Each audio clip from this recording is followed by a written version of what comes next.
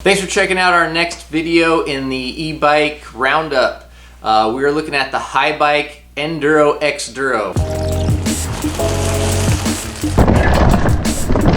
This is definitely the heaviest bike in the bunch. Also a bike with the most travel, the smoothest, plushest suspension of the review. Yeah, a bike that has a lot of goods and a lot of bads. We'll start out, I guess, with the goods. The bike is insanely plush. Like, it is an absolute beast going down the hill. It reminds us of downhill bikes in the 90s when you could just, lean back, hold on, and just plow over everything. It rides soft, low. It is just buttery smooth. It's got better suspension than a lot of the downhill bikes we've tested this year.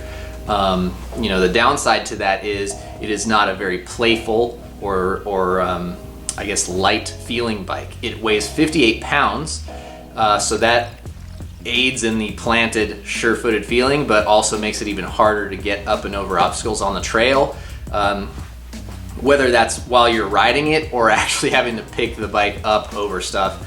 Getting it onto a bike rack or into the bed of a heavy pickup truck is, a major issue, especially if you're an older person who's looking to get into e-biking and you want something with a little bit of juice to help you get back on the trails.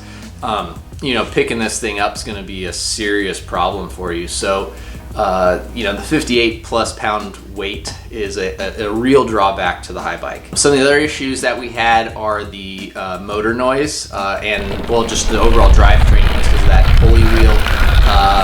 It just makes the bike definitely a lot louder than the others. In muddy conditions, that small little pulley jockey wheel around the motor gets clunked up with mud. That became an issue for us on a couple of days. The bike does not look refined or polished. It's just, it's got an externally routed dropper post. The tubing is interesting. A lot of people commented on the bike, but it doesn't feel like a nice, refined, modern piece of technological art, whereas the Norco Sight is exactly that. And that wouldn't be an issue if the bike didn't retail for $69.99.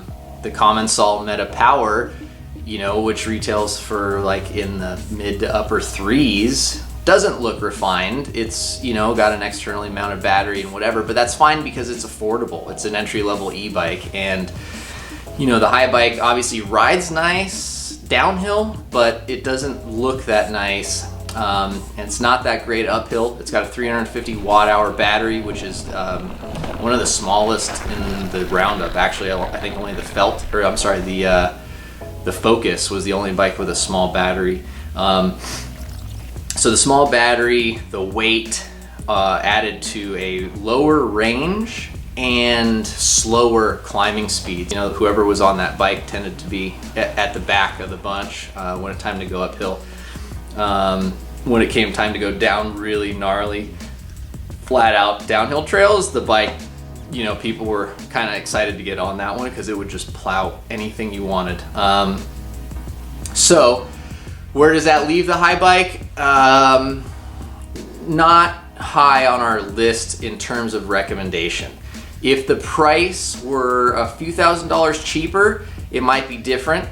But you're kind of paying a premium price for a non-premium bike in most ways. It rides great downhill, but that's a real small part of the ride, especially on an e-bike. I'd say probably the ideal candidate for this bike would be someone who maybe lives really close to a downhill trail, either wants to ride more by themselves like on weekdays and don't want to take their shuttle truck or pedal or walk up a track. You can get on this thing and not affect your downhill runs and be able to self-shuttle. If you're someone looking for an all-around capable e-bike, you're an older rider, someone who's got a bad shoulder, whatever it might be, and you want to lift this thing in and out of a vehicle and explore, this is not your bike. It's too heavy, it's too expensive. There's better out there for this price point and less. So yeah, the Haibike Enduro Xduro a little bit of a miss. I don't want to take away from its outstanding suspension performance. It is insanely plush and great to ride downhills, but it's just lacking in too many areas for the price for us to really be stoked on recommending the bike to you guys. So feel free to visit the full review at theloamwolf.com. Check out our Patreon page under The Loam Wolf for more behind the scenes videos and the rest of the making of the series for our e-bike roundup. And subscribe to our channel for more content and honest reviews. Thanks a lot, guys. See you on the trails.